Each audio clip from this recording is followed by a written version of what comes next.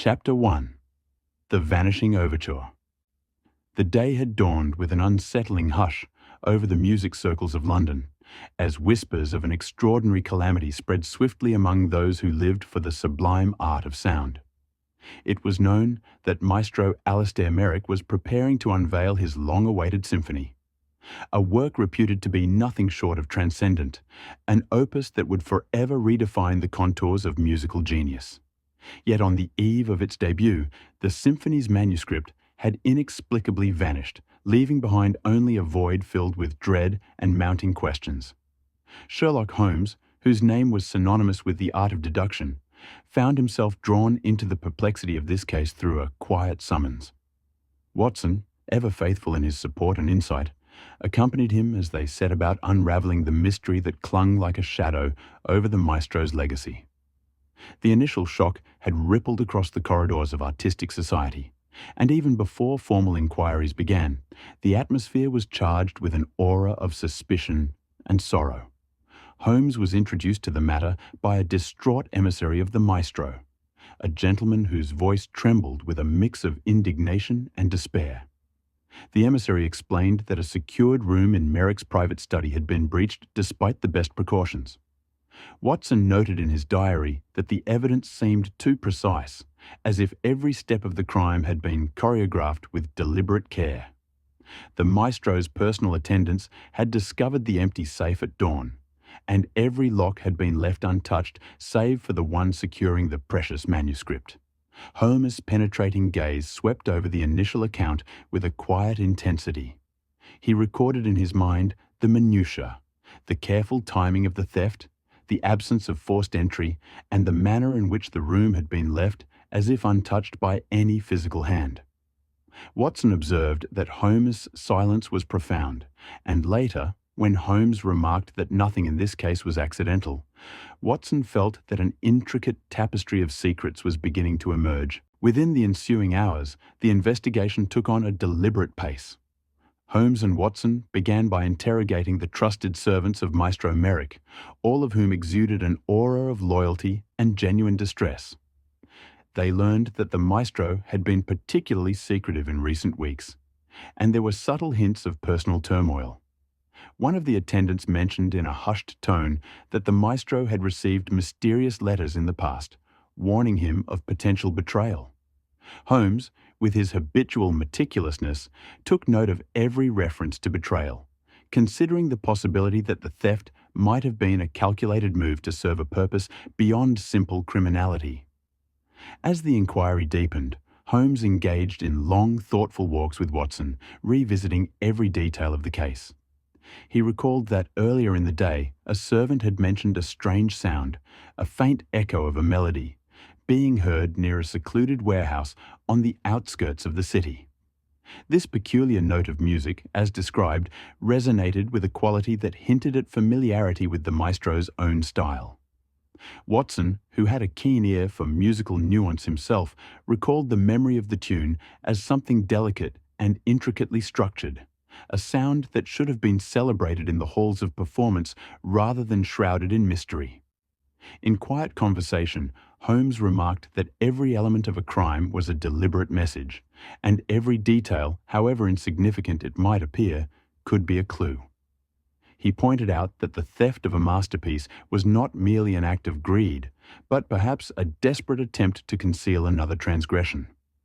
Watson listened intently as Holmes speculated that the true purpose of this audacious act might have been to hide an even more damning secret, one that threatened the very credibility of the maestro himself. Soon, a series of inquiries led them to a rival composer named Frederick Ambrose. Ambrose had long harbored a rivalry with Maestro Merrick, and his name had been mentioned in connection with several odd occurrences surrounding the maestro's recent dealings. When Holmes arranged a discreet meeting with Ambrose, the composer maintained a courteous yet guarded tone. Ambrose's measured words, as observed by Watson, hinted at a mixture of disdain and wounded pride. He expressed a fervent belief that innovation in music was born of fierce competition, and that every artist must confront the demons of ambition and envy. Yet, amid these declarations, Ambrose's eyes betrayed a subtle uncertainty. a flicker of something that Holmes noted with his characteristic acumen. During the ensuing days, Holmes meticulously collected a series of clues that pointed toward Ambrose's involvement. A scrap of paper found near the warehouse bore musical notations remarkably similar to those in Merrick's stolen manuscript, and witnesses claimed to have seen a figure resembling Ambrose near the area around the time of the theft. In quiet interviews with those who frequented the artistic circles, whispers grew louder of a long-standing feud between the two composers, a feud that had simmered for years, fueled by past slights and the brutal competitiveness of their world. Holmes, ever the embodiment of rational analysis, visited the warehouse where the stray melody had first been reported. Although he refrained from giving the place a detailed description, Watson later recorded that Holmes measured footsteps and careful observations revealed a deliberate pattern, as if the melody had been planted to lead the investigation astray. Holmes remarked that the auditory clue was too pristine to be accidental and speculated that it might have been a deliberate signal meant to implicate Ambrose. Watson's notes confirmed that Holmes' intuition was that the case was layered with more complexities than a simple act of larceny. Back at Baker Street, Holmes pored over his accumulated evidence late into the night. Watson, ever the chronicler of his friend's brilliance, noted that Holmes' mind raced through the myriad possibilities, connecting disparate details that most would dismiss. The maestro's secretive behavior, the anonymous warnings, the misplaced melody, and Ambrose's evasive responses all converged into a picture of a conspiracy far more intricate than anyone had first presumed. Holmes recalled an earlier conversation with the maestro's personal secretary, who had mentioned that the maestro had grown increasingly anxious in the weeks before the theft, as if burdened by a hidden guilt or a concealed transgression. This detail, though small, resonated with Holmes as he contemplated the possibility that the theft was orchestrated not by an external enemy, but by the maestro himself, a notion that would later prove to be a pivotal insight. Throughout these long hours of introspection and inquiry, Holmes maintained that every investigation was like an unfinished symphony, each note crucial to the integrity of the whole composition. Watson observed that Holmes' tone grew increasingly somber as he spoke of the nature of art and truth, suggesting that even in the realm of music, deception could be as subtle and destructive as a misplayed chord. Watson recorded that Holmes declared, "Sometimes the hand that creates beauty is the very one that conceals its blemish," a remark that hinted at a complexity beyond the surface rivalry between composers. In the ensuing days, Holmes' investigation gathered momentum. He conducted discreet interviews with those who had close connections to the maestro, including old colleagues and friends who recalled his earlier days of pure musical inspiration. These accounts painted a portrait of a man whose genius was undeniable, yet whose later years had been marred by an unexplained restlessness, a desire to outdo himself at any cost. Some even suggested that the maestro had grown obsessed with the idea of transcending his own legacy, an obsession that might have led him to take drastic measures. Watson carefully transcribed these revelations, noting that the maestro's inner turmoil had been visible in the strain of his voice when he spoke of the music, as if every note held a secret confession. The investigation took an unexpected turn when a young protégé of the maestro, whose admiration had for long been overshadowed by the prominence of his mentor, came forward with a curious admission. The protégé, in a tone of regret mingled with relief, confided that he had once witnessed the maestro in a moment of solitary despair, poring over sheets of music with a look of anguish that belied the image of a triumphant artist. The protégé's words suggested that the maestro might have been wrestling with inner demons, perhaps even the guilt of having compromised his own integrity in the pursuit of acclaim. Watson recorded that the protégé had said, "I have seen him weep over pages that should have sung with the purity of his soul," a statement that resonated deeply with the somber notes of the unfolding investigation. Holmes' deductions continued to evolve as he revisited the physical evidence. In a quiet moment at Baker Street, he examined the stray musical notation found near the warehouse with a magnifying glass, noting that the ink used bore an unmistakable signature.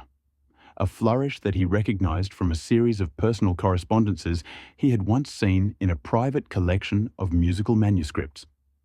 Watson, whose admiration for Homer's attention to detail was ever growing, recalled that Homer's brow furrowed as he muttered, "There is a language within these notes, a language of concealment and confession." This observation drove him to consider that perhaps the true secret was not the theft itself, but the very nature of the manuscript that had vanished. As the investigation unfolded, Holmes revisited the interpersonal dynamics among the figures entangled in the case. He recalled an exchange with Ambrose, in which the rival composer had casually remarked that great art is often born of great scandal. Holmes, with his piercing insight, had noted that Ambrose's words carried an undercurrent of bitterness as well as admiration. Watson recorded that Ambrose had stated, "I have always believed that one must endure the stain of controversy to achieve immortality," and Holmes' silence in response was heavy with unspoken implications. It was as if every statement, every seemingly innocuous remark, was a clue hidden in plain sight. In the midst of these unfolding revelations, a letter arrived at Baker Street, a missive of unknown origin that contained a cryptic message composed entirely of musical notations interspersed with words of warning. Holmes read the letter with an intensity that left Watson breathless. The message, though veiled in allegory, seemed to indicate that the true purpose behind the theft was to shield a darker secret, one that had to do with the very nature of the maestro's artistry. Watson recorded that Holmes had declared, "This letter sings of betrayal and redemption alike. Its notes suggest that the theft is a mask, a veil drawn over an act far more insidious than simple misappropriation." The letter deepened the mystery and reinforced the idea that there were forces at play that transcended the conventional boundaries of artistic rivalry. Night after night, Holmes and Watson labored over their findings, and the tapestry of clues began to form an intricate pattern. The maestro's secretive behavior, the anonymous warnings, the misdirected musical cue, and the unsettling admission from the protégé all converged into a narrative that defied easy explanation. Holmes' mind, ever agile and unyielding, pondered the possibility that the theft might have been a calculated act of self-sabotage. Watson, whose loyalty and insight had served them well in past endeavours, began to entertain the notion that perhaps the maestro had engineered his own misfortune, a ruse designed to obscure a transgression that, if revealed, would irrevocably tarnish his legacy. In one of the quiet moments before dawn, Holmes confided in Watson his most unsettling hypothesis, that the theft of the unpublished symphony might have been staged by the maestro himself in a desperate bid to hide an act of plagiarism. Watson, initially incredulous, recalled the maestro's hints of inner turmoil and the solitary moments of despair observed by the protégé. Holmes explained that a work of art so revered could conceal a truth so ignominious that its revelation would ruin a man's soul. "The greatest deceits are those wrought by the very hands that create beauty," Holmes mused in a tone that resonated with the gravity of his deduction. Watson noted that this idea, as dark as it was, fit the subtle hints of regret and anxiety that had been present all along. Though the evidence still pointed tentatively toward the rival composer Ambrose, Holmes' mind was acutely aware that the apparent trail might be a deliberate misdirection. In his measured manner, he recounted to Watson how the musical notations found near the warehouse contained peculiar deviations, tiny anomalies that, upon closer inspection, suggested that they had been deliberately altered to mimic the style of another. Watson observed that Holmes' gaze became distant as he considered that the maestro, in a moment of creative desperation, might have chosen to sacrifice the purity of his original work by incorporating elements that were not his own. In a hushed voice, Holmes remarked, "A man who fears the stain of his own dishonesty may choose to disappear his creation rather than face the truth of his inadequacy." As days turned into a blur of meticulous investigation and whispered theories, the narrative of the case grew ever more convoluted.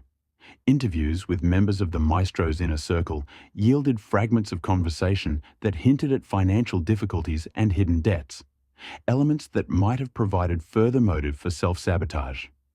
One such conversation was recalled by an old friend of the maestro, who stated that even a man of genius can be plagued by the spectre of failure. Holmes, ever methodical, recorded that this friend had mentioned, "The weight of expectation can drive one to extremes that defy logic." Such words resonated with Holmes' growing conviction that the theft was not a simple case of rival misdeeds, but a carefully orchestrated maneuver to conceal a more damning truth. Amid these swirling complexities, Holmes' investigation led him to re-examine every piece of evidence with fresh eyes. The cryptic letter, which had arrived unannounced at Baker Street, was revisited time and again. Holmes noted that the cadence of the words intertwined with the musical notes was reminiscent of a confession hidden behind the guise of artistry. Watson recalled that Holmes had remarked, "In every note there is a secret, and in every secret lies a truth waiting to be revealed." This observation, made in the quiet solitude of his study, ignited a spark of realization in both men, that the true culprit might not be an external adversary at all, but the very creator of the symphony who had chosen to cast himself as both victim and villain. The evidence began to whisper a singular narrative, a narrative that suggested the maestro had deliberately orchestrated the theft as a diversion, a ruse to protect himself from the ignominy of being exposed as a plagiarist. Every clue, every carefully planted note, and every hesitant confession from those close to him pointed to a man trapped by his own ambition and frailty. Holmes' mind raced with the implications of this revelation, and he found himself torn between the admiration for the maestro's genius and the repulsion at his deceit. Watson recorded that Holmes said in a measured tone, "It is a rare and terrible fate when the light of brilliance is shadowed by the darkness of self-deception." Even as the investigation gathered external evidence implicating Ambrose, Holmes' inner voice continued to echo the possibility of a grander deception.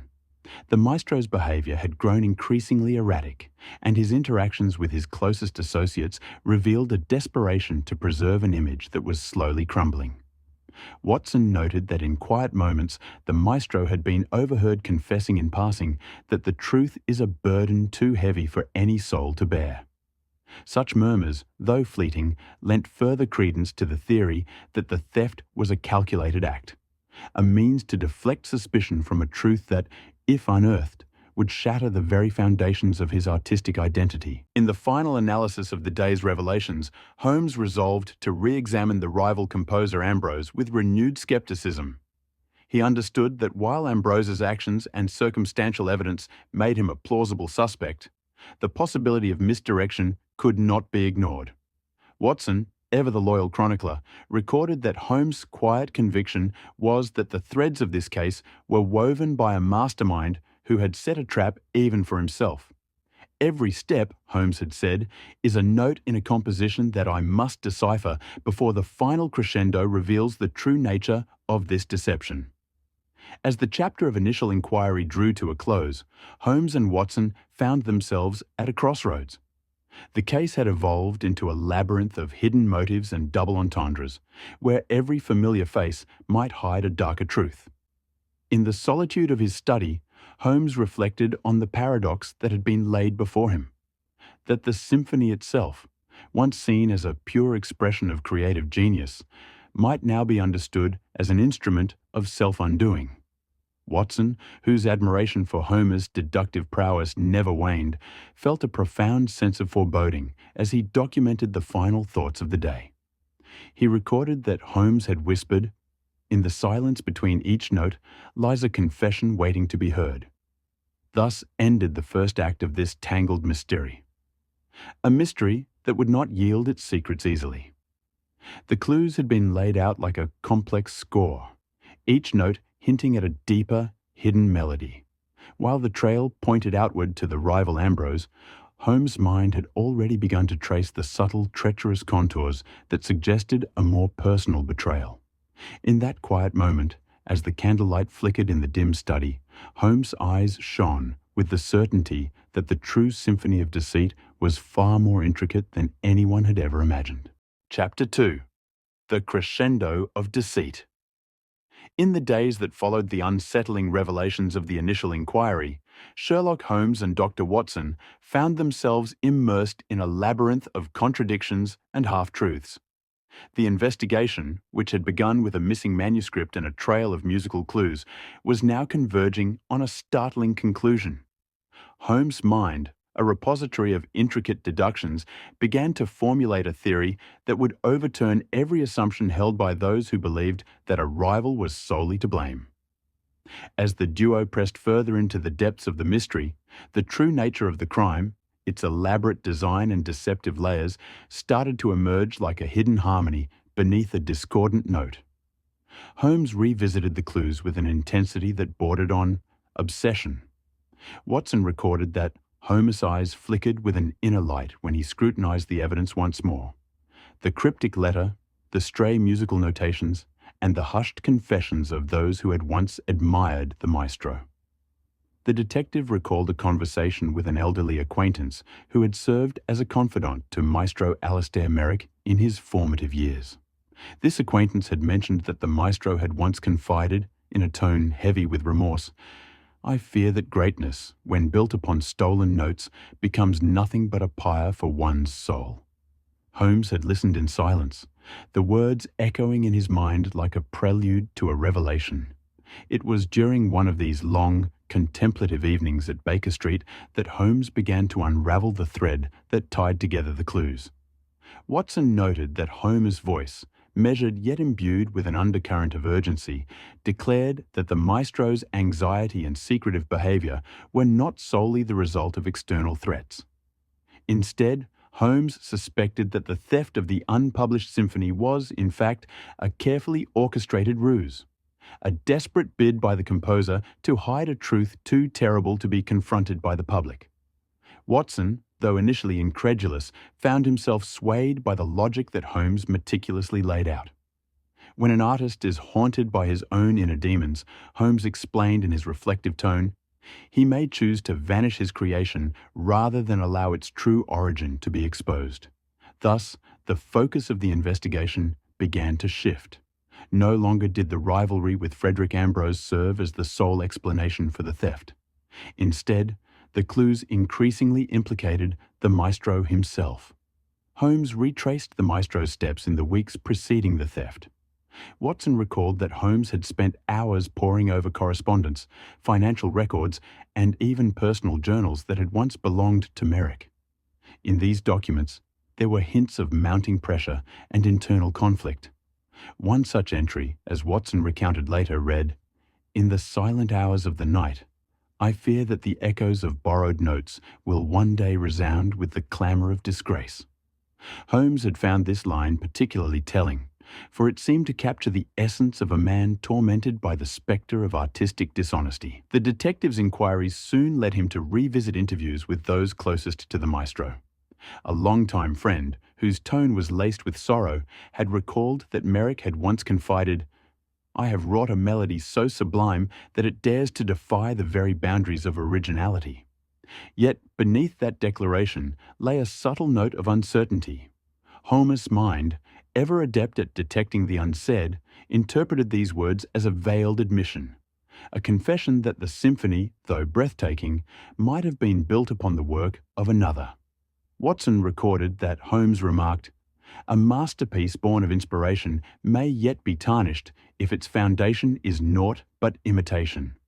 The gravity of these words reverberated in the quiet corners of Baker Street, deepening the sense of foreboding that had long haunted the investigation.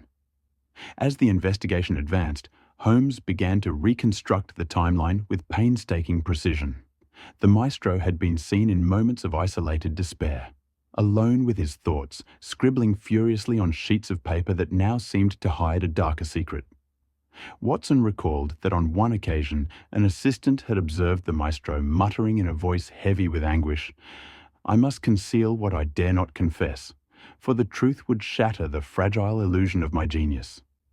These murmurs, combined with the cryptic evidence and the maestro's own contradictory statements, gradually painted a picture of a man desperate to cover a stain on his artistic soul. Holmes' deductions led him to consider that the theft of the manuscript was not a random act of malice, but a meticulously planned strategy to deflect suspicion from an act of plagiarism. The breakthrough came on an overcast afternoon when Holmes received an unexpected visit from a minor figure within the musical community, a former protégé of the maestro whose life had been irrevocably altered by his mentor's enigmatic behavior. This protégé, in a tone that mixed regret with reluctant admiration, disclosed that he had once discovered the maestro's private journals. Watson recorded that the protégé explained, "I saw in those journals the confession of a man who knew that the notes he claimed as his own were, in truth, echoes of another's brilliance." The revelation sent a shiver down Holmes' spine. Here was an eyewitness account, a piece of testimony that lent credence to the theory that the maestro had, in fact, appropriated the work of an unknown composer, a secret that could destroy his reputation and legacy. Holmes' mind raced with the implications of this testimony. The detective began to piece together the maestro's inner conflict, the fear of being exposed, the desperate need to preserve a carefully crafted image, and the lengths to which a man of pride might go to protect his honor. Watson noted that Holmes' eyes burned with a mixture of pity and resolve as he contemplated the maestro's plight. A genius ensnared by his own ambition, Holmes mused quietly, must sometimes resort to extraordinary measures when the weight of his transgressions becomes unbearable. This reflection, recorded in Watson's meticulous journal, solidified the notion that the theft was not the work of a rival, but rather a self-inflicted wound, a means of self-preservation by sacrificing the very creation that had once been his crowning achievement. In the ensuing days, Holmes orchestrated a series of subtle maneuvers aimed at corroborating his theory. He arranged meetings with old colleagues of the maestro, those who had once celebrated his music with unreserved admiration, but had later grown cautious of the shadows that seemed to linger around his success. One such colleague, in a tone heavy with remorse, recounted how the maestro had once confided, "My mind is a canvas of borrowed dreams, and I fear that my own reflection has become nothing more than an illusion." Holmes' steady gaze and measured nods lent an air of solemnity to these conversations, and Watson recorded that Holmes' deductions grew ever more precise with each new piece of evidence. The investigation took an unexpected turn when the threads of financial records were re-examined. Holmes discovered that the maestro had been struggling with substantial debts, an observation that contradicted the public image of affluence and success he had long maintained. Watson recalled that Holmes had remarked, "When a man of great renown is entangled in financial despair, his actions may be driven by desperation rather than ambition." This new facet of the case added a layer of complexity. Not only had the maestro plagiarized the symphony, but he had also been forced into a corner by monetary pressures. The need to salvage his reputation, and perhaps even his livelihood, had provided the impetus for a plan that involved staging the theft of his own work. Amid these revelations, the investigation began to take on a tone of inevitability. Every clue, every whispered word, and every furtive glance of regret among those who had once adored the maestro now pointed unmistakably to a singular conclusion. Holmes, in his characteristic manner, set forth his final hypothesis during a long, reflective conversation with Watson in the quiet hours of an autumn evening. He explained that the maestro had known for some time that his creation was not entirely his own, a realization that had gradually gnawed at his conscience. "The mind of an artist," Holmes said in a low, contemplative tone, "can be both a sanctuary and a prison."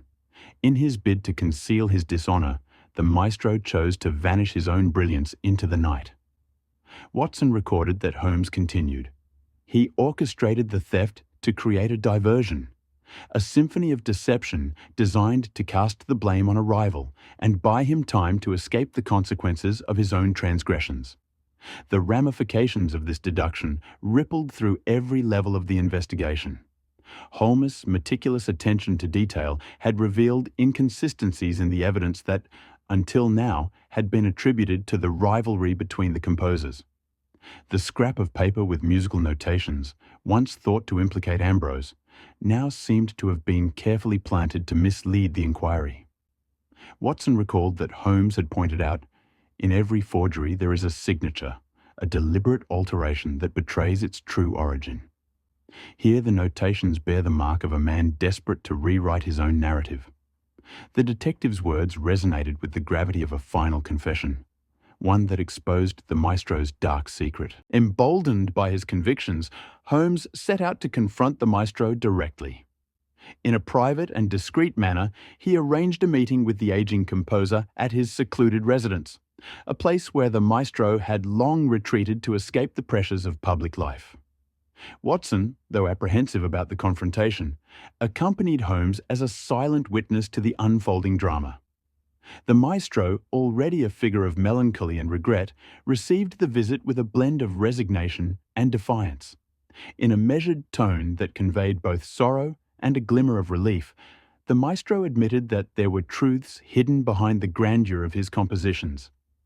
"I once believed that my music was a reflection of my soul," he confided, his voice trembling ever so slightly as he added, "but now I see that it was nothing more than a tapestry woven from the threads of another's creation." Holmes, who had listened intently to the maestro's confession, maintained a calm and composed demeanour. Watson recorded that Holmes' eyes were filled with both empathy and an unwavering determination to see justice done. "The burden of genius," Holmes remarked softly, "is often matched only by the weight of its imperfections. You have orchestrated a theft not to steal from another, but to conceal your own shortcomings." The maestro's gaze fell to the floor, and in that moment the silence between them spoke volumes. Watson observed that the maestro's shoulders sagged with the realization that his carefully constructed facade was crumbling before the piercing light of truth. The conversation that followed was a cascade of confessions and reflections. The maestro explained that, in his youthful ambition, he had discovered a composition of unparalleled beauty, one that had struck a chord deep within him. Yet, instead of seeking permission or acknowledging his debt to the unknown creator, he had allowed his pride to override his integrity.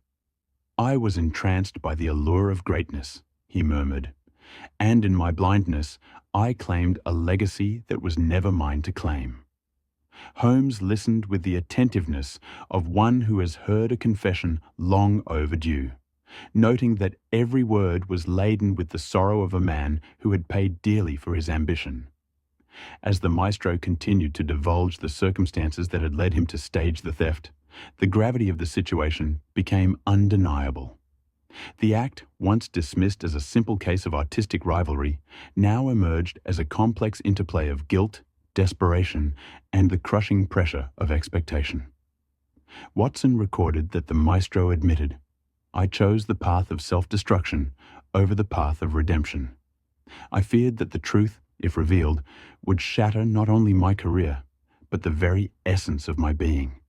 Holmes' response was measured, his tone imbued with the bittersweet recognition of a man who had seen too many souls broken by their own secrets. "The price of genius," he stated quietly, "is often paid in the currency of remorse." In that moment of confession, the maestro's fate was sealed. His carefully constructed ruse to pin the theft on a rival and divert attention from his own act of plagiarism had failed to conceal the truth. Holmes, with his unmatched clarity of thought, had dismantled the web of deception strand by strand. Watson noted that the maestro's eyes, once filled with the fire of ambition, now shimmered with the tears of regret. The detective's final words in that somber exchange echoed in the stillness of the room. "The music of your soul, tainted though it may be, cannot forever escape the dissonance of truth." With the confession in hand, Holmes and Watson set about ensuring that justice and the restoration of artistic integrity would be served. The revelations were communicated discreetly to the relevant authorities and to the close confidants of the maestro. Watson recorded that there was no triumph in the resolution of the case, only the solemn acceptance that even the greatest among men could be brought low by their own inner demons. Holmes remarked that the case, like a sorrowful requiem, was a reminder that art and truth were forever intertwined, and that every note, no matter how beautiful, carried with it the possibility of hidden regret. In the aftermath of the maestro's confession, the musical community was left reeling. The symphony, once heralded as the crowning achievement of a genius, was now relegated to the annals of scandal, a reminder that the pursuit of greatness is fraught with peril. Watson recorded that many in the community expressed a mixture of admiration for the maestro's brilliance and sorrow for the fall from grace that his actions had precipitated. Holmes, ever the detached observer, noted that the tragedy was not simply the loss of a masterpiece, but the unravelling of a man's soul. A symphony, no matter how grand, is rendered mute when its foundation is built on deceit. He stated in a tone that was both mournful and resolute. The final days of the investigation were spent in quiet reflection. Holmes and Watson revisited every clue, every whispered confession, and every regretful admission that had led to the unravelling of the case. Watson recorded that Holmes, in one of his final musings, had stated, "In the end, the true crime was not the theft of a manuscript, but the theft of one's own integrity, a theft so profound that even the most resplendent symphony cannot mask its sorrow." The detective's words resonated with the weight of a truth that could not be denied: that the maestro had sacrificed his own legacy to hide a betrayal of his creative spirit. As the case drew to its inevitable conclusion, the world of music and mystery alike was left with a legacy of lessons. The maestro, now a broken figure resigned to the consequences of his actions, faded from the public eye into a life of obscurity and regret. Holmes and Watson, their duty fulfilled, returned to the quiet rhythms of Baker Street, each carrying the memory of a case that had challenged the very boundaries of human ambition and fallibility. Watson recorded that Holmes' parting remark, spoken in a voice tinged with melancholy, was, "Every creation, no matter how divine, bears the scars of its creator's soul." In the final analysis, the case of the stolen symphony was not a tale of a mere crime, but a symphony of human frailty, ambition, and the inexorable pull of truth. The investigation had begun with the promise of uncovering a rival's misdeeds, only to reveal that the greatest mystery lay within the heart of the artist himself. Watson's journal, which had chronicled every twist and turn of the inquiry, now served as a testament to the timeless struggle between brilliance and imperfection. Holmes had once again demonstrated that the sharpest mind could illuminate even the darkest recesses of human nature, a lesson that would echo through the corridors of both art and justice. Thus ended the crescendo of deceit, a final movement in a composition of secrets that had spanned days, hearts, and minds. The truth, once obscured by layers of misdirection and guilt, now shone with the clarity of a solitary note, pure, unyielding, and resonant with the quiet power of redemption. Watson recorded that as the candlelight flickered in the study of Baker Street, the silence was filled with a sense of finality, a final cadence in a symphony that had been both stolen and reclaimed. And though the maestro's name would forever be tarnished by the confession of his transgression, the case served as a poignant reminder that even in the darkest corners of the human soul, the light of truth, however faint, would eventually break through the silence. In that reflective moment, Holmes and Watson recognized that every mystery, like every great work of art, was composed of both light and shadow. The stolen symphony, a creation marred by the weight of its own origins, had been laid bare before the unyielding gaze of truth. And so, with a heavy yet resolute heart, Holmes recorded in his final notes that sometimes the most profound compositions are not those that sing of glory, but those that lament the imperfection of the human spirit. The investigation, now closed, left behind a legacy of introspection and a cautionary tale for all who dared to chase the elusive echoes of genius.